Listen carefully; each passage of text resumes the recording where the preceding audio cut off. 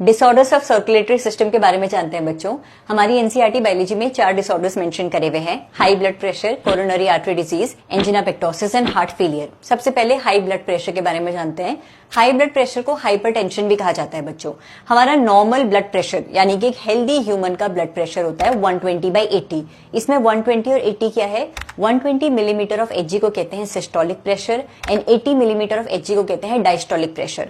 Systolic pressure मतलब वो pressure जिससे ब्लड आर्टरीज में फ्लो कर रहा है when heart muscles are contracting, और डायस्टोलिक प्रेशर वो ब्लड प्रेशर है जिस प्रेशर से आर्टरीज में ब्लड फ्लो कर रहा है when heart muscles are at rest. तो डायस्टोलिक प्रेशर क्या है? The blood pressure when heart muscles are at rest. इसे रेस्टिंग प्रेशर भी कहा जाता है, 80 मिलीमीटर ऑफ एचजी। और सिस्टोलिक प्रेशर जब हार्ट मसल्स कॉन्ट्रैक्ट कर रही है 120 मिलीमीटर ऑफ एचजी। तो 120/80 वाला रेशियो जब 140/90 पर पहुंच जाता है तो इस कंडीशन को कहते हैं हाइपरटेंशन या फिर high blood pressure. And this 140/90 वाला ratio leads to heart diseases. इस हाइपरटेंशन की वजह से हमारे वाइटल ऑर्गन्स जैसे कि किडनी और ब्रेन पर भी असर जाता है बच्चों।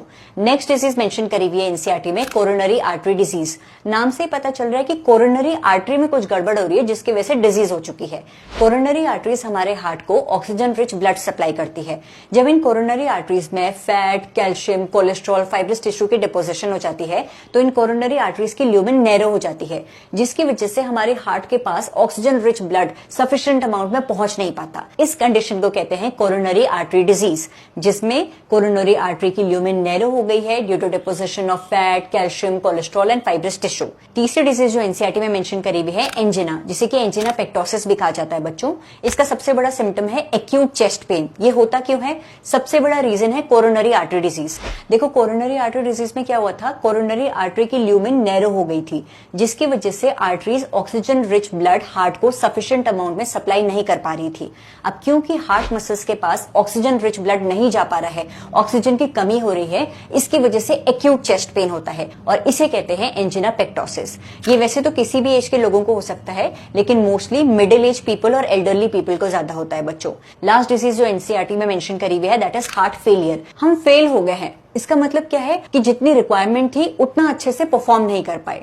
तो हार्ट फेलियर वो कंडीशन होती है जब हमारा हार्ट उतना एफिशिएंटली ब्लड पंप नहीं कर पाता है जितना बॉडी के ऑर्गन्स को रिक्वायरमेंट थी।